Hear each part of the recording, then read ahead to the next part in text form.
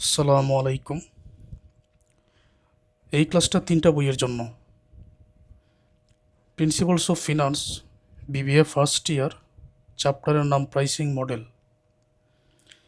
Investment analysis and portfolio management, BBA fourth ইয়ারের চ্যাপ্টারের নাম প্রাইসিং মডেল নামেই আসছে। অ্যাকাউন্টিং থিওরি, বিবিএ ফোর্থ ইয়ারের চ্যাপ্টারের নাম test of usages of accounting information. যেহেতু একই ধরনের ম্যাথ, তাই একসাথে ক্লাস নিচ্ছে। এই অধ্যায়টা সূত্র নির্ভর। অধ্যায়ের প্রধান সূত্র সিএপিএম। সিএপিএম এর পুনরূপ হচ্ছে ক্যাপিটাল অ্যাসেটস প্রাইসিং মডেল। সূত্র হচ্ছে আরএফ প্লাস, এটা দ্বারা বিটা বোঝায়, বিটা আরএম মাইনাস আরএফ। এই সূত্রটার মাধ্যমে মূলত নির্ণয় করা হয় কোনো শেয়ারের রিস্ক যত বেশি হবে তার রিকোয়ার্ড রিটার্ন তত বেশি হবে। অর্থাৎ রিস্ক যত বেশি, আয়ের পরিমাণ তত বেশি হওয়া উচিত। তাহলে শেয়ার বাজারে বিনিয়োগ করার জন্য বিভিন্ন সিদ্ধান্ত নিতে হয়, তখন এই সূত্রটা কাজে লাগে, সিএপিএম। তো এখানে যে আরএফ আছে, আরএফ দ্বারা বোঝায় রিস্ক ফ্রি রেট, ঝুঁকিমুক্ত আয়ের হার। ঝুঁকিমুক্ত আয়ের হারের উদাহরণ হচ্ছে, যেমন ধরো সরকারি কোনো সিকিউরিটি, সরকারি ট্রেজারি বিল, সরকারি বন্ড। এটাতে তুমি 1 লক্ষ টাকা বিনিয়োগ করলে এবং নির্দিষ্ট সময় পরে 7% মুনাফা তুমি পাবে।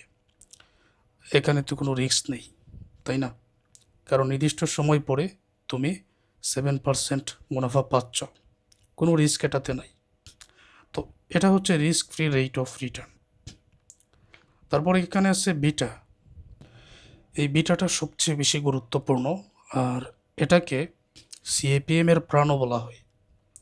তো বিটা এটা নির্ধারণ করে বাজারের তুলনায় একটি শেয়ারের ঝুঁকি আসলে কত, এটা বিটার মাধ্যমে নির্ধারিত হয়। আরএম মাইনাস আরএফ, আরএম দ্বারা কি বোঝায়? Market return. শেয়ার বাজারে যে রিটার্ন দেওয়া হয়, তো ওই শেয়ার বাজারের গড় রিটার্নটা কত, এই গড় রিটার্ন যেটা, এটাকে মার্কেট রিটার্ন দ্বারা প্রকাশ করা হয়, আরএম দ্বারা। মানে শেয়ার বাজারের সব মিলিয়ে গড় রিটার্ন কত।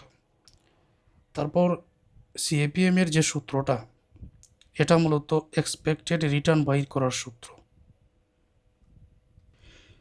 এক্সপেক্টেড রিটার্ন মানে বিনিয়োগকারী কত রিটার্ন আশা করে, এই সূত্রের মধ্যে তথ্যগুলো প্রয়োগ করে দিলেই কিন্তু উত্তরটা বের হয়ে যাবে। তো এটা কিন্তু মূলত ইয়ার অথবা এক্সপেক্টেড রিটার্ন বাইর করার সিএপিএম এর সূত্র এটা, ঠিক আছে? তারপর কেই দ্বারা বোঝায় কস্ট অফ ইকুইটি ক্যাপিটাল। যে শেয়ার ইস্যু করেছে কোম্পানি, তো যাদের কাছ থেকে শেয়ারের টাকা সংগ্রহ করেছে, শেয়ার হোল্ডারদের কী পরিমাণ ডিভিডেন্ড দিতে হবে, লভ্যাংশ দিতে হবে, তার হার কত, 12%, 10% এরকম থাকতে পারে। তো এটা কোম্পানির জন্য ব্যয়, তবে শেয়ার হোল্ডারদের জন্য আয়। এটা তোমরা আমার আগের বিভিন্ন অধ্যায়ের ক্লাস দেখলে বুঝতে পারবে। তাহলে সূত্র নির্ভর একটা অধ্যায়। এখন স্লোপ অফ সিএমএল এর সূত্র এটা, এক্সপেক্টেড রিটার্নের সূত্র এটা, বিটা এর সূত্র এটা, difference in stock return, difference in market return. এখন অধ্যায়ে যত সূত্র প্রয়োজন হতে পারে, সূত্রগুলো আমি আগে তোমাদের জানিয়ে দিলাম, এটা তোমরা শিখে নিবে। তবে পেইড ব্যাচে যারা আসছো, ধারাবাহিক ক্লাসগুলো আগে দেখো, তারপরে এই সূত্র খাতা কলমে নোট করে নেবেন। আর এটার পিডিএফও তো তোমরা পাবে, খাতা কলমে নোট করে নেবেন, সূত্রগুলো আয়ত্ত করবেন। আমরা দেখে নেই এ অধ্যায় থেকে কী কী নামের ম্যাথ পরীক্ষা থাকতে পারে এবং ধারাবাহিক ক্লাসে আমরা যে ম্যাথের সমাধান করব। নাম্বার 1 এটা। প্রবলেম 2, এই ধরনের ম্যাথ পরীক্ষায় থাকতে পারে। প্রবলেম 3, ধারাবাহিক ক্লাসে এগুলো বোঝানো হবে। প্রবলেম 4, প্রবলেম 5, সবচেয়ে গুরুত্বপূর্ণ ম্যাথ এই প্রবলেম 5 এটা। এই ম্যাথটাও খুব বেশি গুরুত্বপূর্ণ। এই প্রবলেম 5 এবং 6-এর মধ্যে আমার মনে হচ্ছে যে কোনো একটা থাকবে, কারণ বিগত বছরের প্রশ্নপত্র তো আমি দেখেছি, যে কোনো একটা থাকার সম্ভাবনা আছে। এই সকল ম্যাথের সমাধান করতে হবে। তাহলে প্রবলেম 1 এটা সমাধান করতেছি। A firm risk free rate is 7%। তো একটা ফার্মের ঝুঁকিমুক্ত আয়ের হার 7%। The rate of return on the market is 13%। তো মার্কেট রিটার্ন 13% মানে বাজারের গড় যে আয়ের হার এটা 13%। বিটা হচ্ছে 0.65। What is the expected return based on the CAPM. CAPM এর ওই যে সূত্রটা তোমাদের একটু আগে দেখালাম, তো ওই সিএপিএম এর সূত্র অনুযায়ী বিনিয়োগকারীরা কী পরিমাণ রিটার্ন বা আয়ের হার আশা করে সেটা বাইর করো। এক, if another stock has an expected return is 25%, অন্য একটা শেয়ারের বিনিয়োগকারীর আয়ের হার আশানুরূপ আয়ের হার 25%, what will be it's beta, তাহলে এটার বিটাটা কত হবে। অর্থাৎ মূল সূত্র একটা, ওই সূত্রের মাধ্যমেই মূলত আমাদের সমাধানটা করতে হবে। আচ্ছা,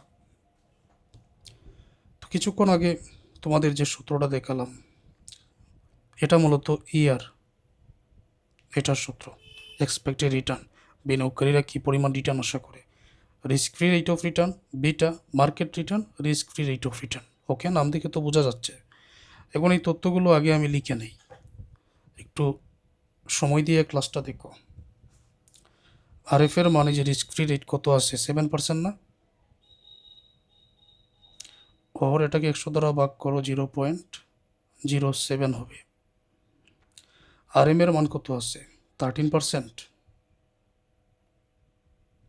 ওর এটাকে 100 দ্বারা ভাগ করো, 0.13। বিটার মান কত আছে এখানে, বিটা কোথায়, যে বিটা হচ্ছে 0.65। তারপর ইয়ারের মান আমাদের বাহির করতে হবে, ঠিক আছে।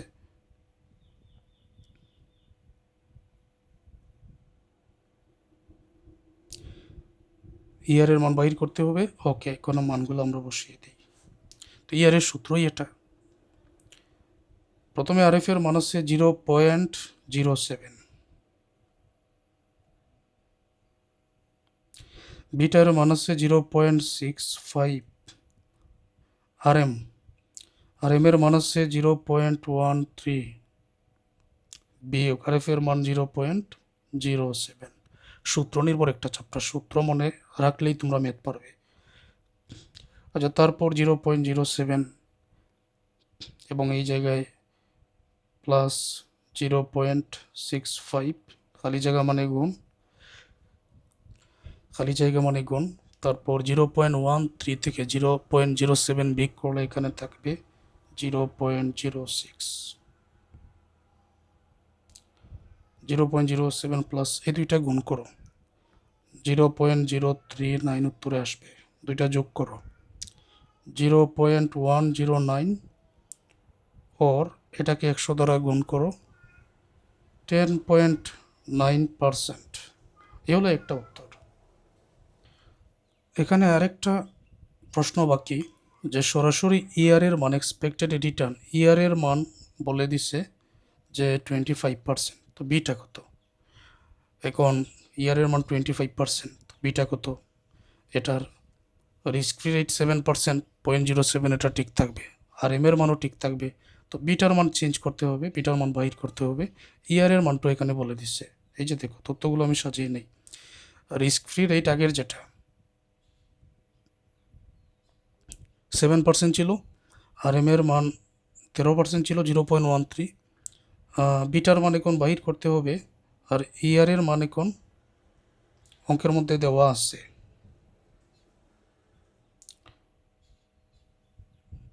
ইয়ারের মান দেওয়া আছে 25%, ওর এটাকে 100 দ্বারা ভাগ করো, 0.25। মানগুলো এখানে বসাও। ইয়ারের মান 0.25, আরএফ এর মান 0.07 প্লাস বিটার মান বাহির করতে হবে, আর এম এর মান 0.13 মাইনাস আরএফ এর মান 0.07। ওকে, এখন কি করা যায়, এখানে 0.25 কিছু তো করার নাই, এটা 0.07 প্লাস বিটা 0.13 থেকে 0.07 এটা বিয়োগ করো, বিটার সাথে গুণ হয়ে থাকবে 0.06। এটা এরকম, বিটা পরে হবে এইটার গুণফল আগে 0.06, তার সাথে থাকবে বিটা। আচ্ছা, তাহলে আমি যদি এখন একটা কাজ করি, 0.06 বিটা এটা রেখে 0.07 এটা যদি সমানের ডান থেকে বাম দিকে নিয়ে আসি, তাহলে বিগ করে আনতে হবে। তো এটা 0.25 থেকে বিগ হয়ে যাবে, ইকুয়াল টু থাকবে 0.06 বিটা। ওইটাই আমি এখন সাজিয়ে নিচ্ছি।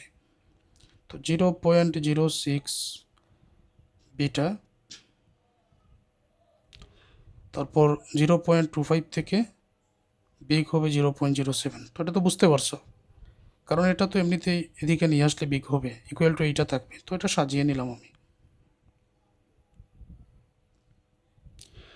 0.06 বিটা 0.25 থেকে 0.07 যদি বিগ করা হয়, এখানে হবে 0.18। 0.06 যেটা এখানে গুণ হয়ে আছে, বিটার মানটা আমার প্রয়োজন। তো যেটা গুণ হয়ে আছে, গুণ হয়ে থাকলে আমরা জানি ভাগ হয়ে যায়। তো 0.06 ভাগ করে নিয়ে আসলাম। ফাইনালি আমরা বিটার মানটা এখানে পেয়ে গেলাম 3। এই তো উত্তর হয়ে গেল। এই ধরনের ম্যাথ তোমাদের পরীক্ষায় থাকার সম্ভাবনা আছে, থাকবে। চলো আমরা আরও একটা ম্যাথের সমাধান করি। A stock has an expected return 16.25%, a beta 1.75, and the expected return on the market is 11%. What must the risk free rate be? এটার আরএফ এর মান, রিস্ক ফ্রি রেট অফ রিটার্নের পরিমাণটা কত? যে সকল তথ্য দেওয়া আছে তথ্যগুলো আমরা লিখে নিই। যেমন ইয়ারের মান দেওয়া আছে 16.25%,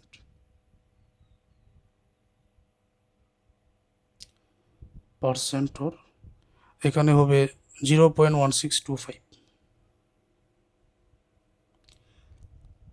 বিটা এর মানটা কত দেওয়া আছে? 1.75। আর এম এর মানটা কত দেওয়া আছে? 11%। ওর এটাকে 100 দ্বারা ভাগ করো, 0.11।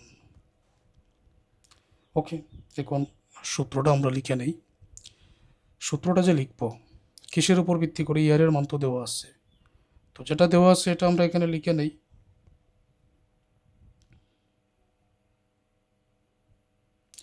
ইয়ার ইকুয়াল টু 0.1625, মানে এই যে এটা দশমিকে রূপান্তর করে নিছি। ইয়ার ইকুয়াল টু 0.1625। ওকে, এখন ইয়ারের মূল যে সূত্র সেটা লিখে নাও। ইয়ার বলতে এক্সপেক্টেড রিটার্ন, এটা বোঝাতে চেয়েছি। আরএফ প্লাস তারপর beta RM minus RF equal to 0.1625। Beta এটা গুণ হয়ে আছে, তুমি চাইলে বিটাটা এই জায়গায় লিখতে পারো, আগে ব্র্যাকেটটাও লিখতে পারো, সমস্যা নাই। বইয়ের মধ্যে দেওয়া আছে, সমস্যা নাই। তো আরএফ এর মান অঙ্কের মধ্যে নাই, এটা বাহির করতে হবে আরএফ এর মানটা। বাদবাকি যেগুলো আছে এগুলা মান লিখো। বিটার মান তো দেওয়া আছে, বিটার মানটা কত? বিটার মান এখানে আছে 1.75। আর এম এর মান দেওয়া আছে 0.11। আর এফ এর কোনো মান নাই। ওকে, 0.1625। আর এফ প্লাস, আচ্ছা এখন একটু হিসাব করি আমরা, দেখি কি করা যায়। 1.75 কিন্তু সম্পূর্ণ ব্র্যাকেটের সাথে গুণ, তাহলে 1.75কে 0.11 এর সাথে গুণ করো। গুণ করলে কত হবে সেইটা লিখে নাও। এটা গুণ করলে এই জায়গায় পাওয়া যাবে 0.1925।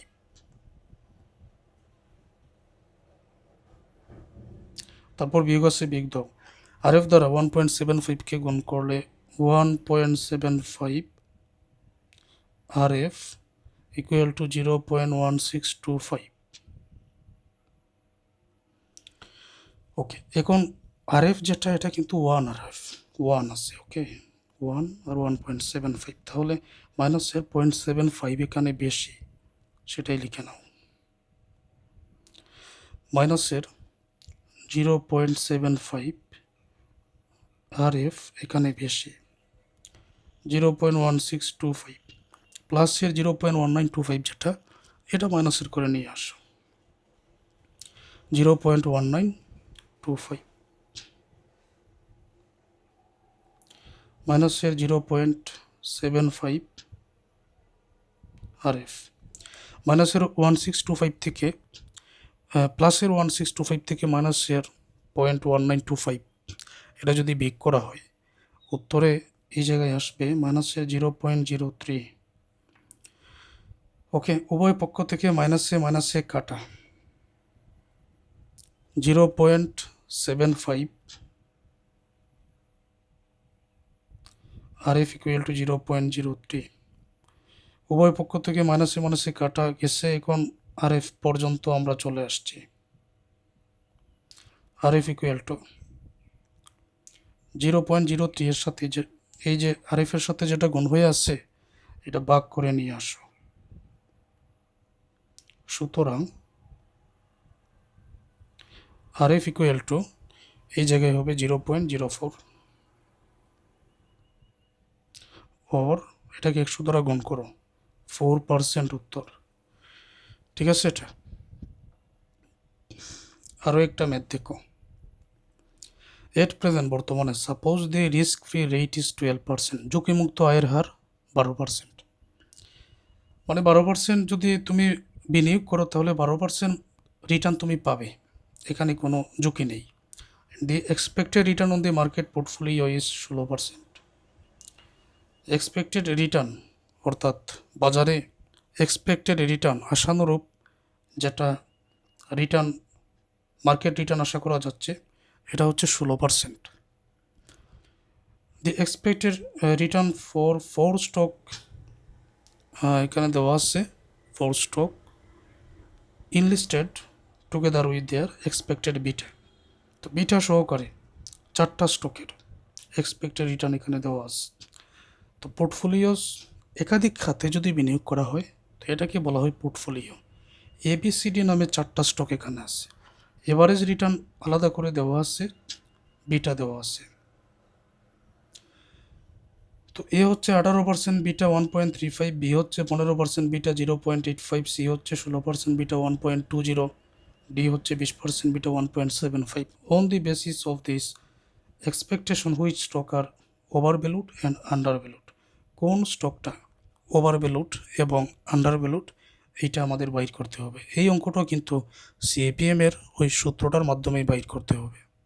অর্থাৎ নতুন করে আমি যে ইয়ারের মানটা বাইর করব এইটার পরিমাণ যদি এভারেজ রিটার্নের 18%-এর চেয়ে কম হয় তাহলে আন্ডার ভ্যালুড, কম হলে তো আন্ডার ভ্যালুড হবে, আর যদি 18%-এর বেশি হয় ওভার ভ্যালুড।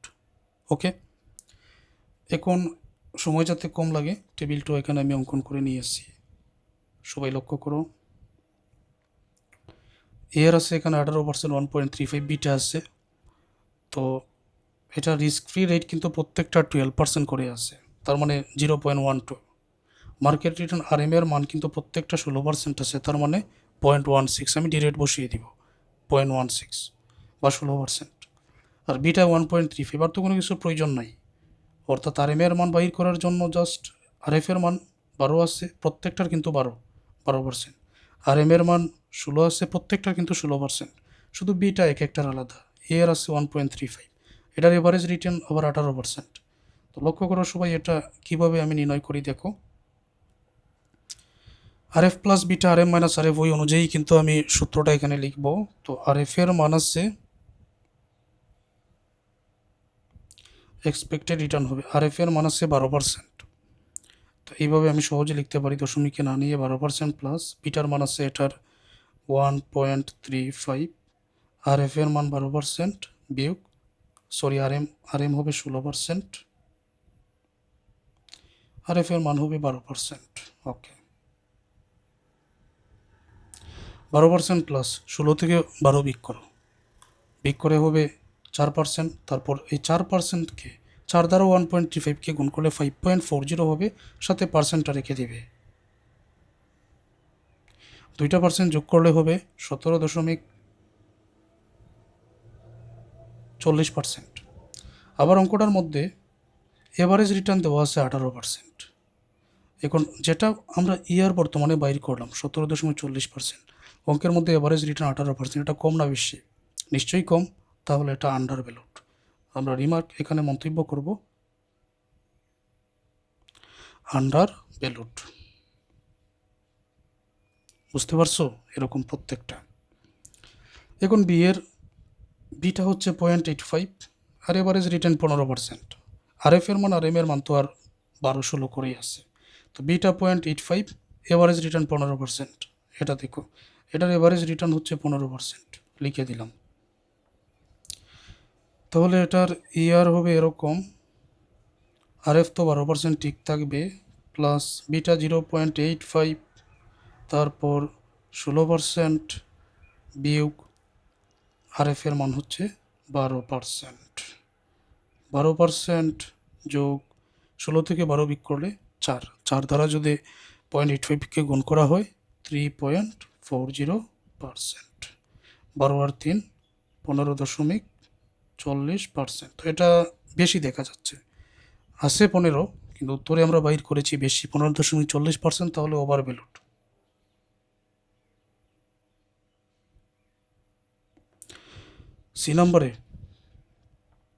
সি নাম্বার দেখতে পাচ্ছি আমরা এভারেজ রিটার্ন 16%, বিটা আছে 1.20, বাদ বাকি মান তো ঠিক থাকবে। এটা 16%, ওকে। এখন ইয়ারের মানটা বাইর করো। আর এফ তো 12% ঠিক থাকবে, প্লাস আর এমও ঠিক থাকবে 16%। বিটার মানটা এর আগে লিখতে হবে। তো বিটা এখানে কত আছে? এটার বিটা ছিল 1.20, 16% মাইনাস 12%,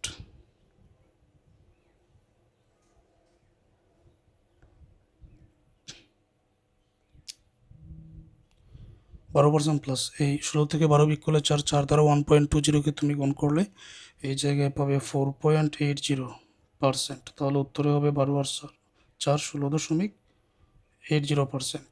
তো এটা 16 থেকে বেশি, সুতরাং ওভার ভ্যালুড।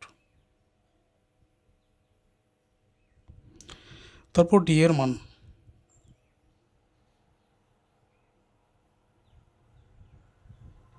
12% প্লাস বিটার মানটা কত আমরা দেখি।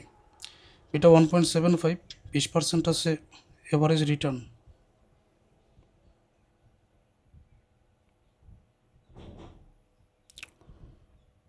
1.75, 16% মাইনাস 12%,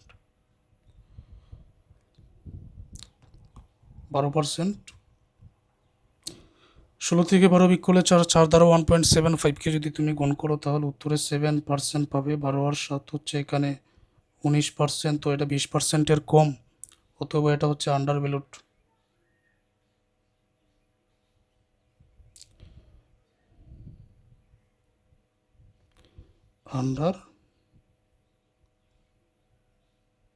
আন্ডার ভ্যালুড।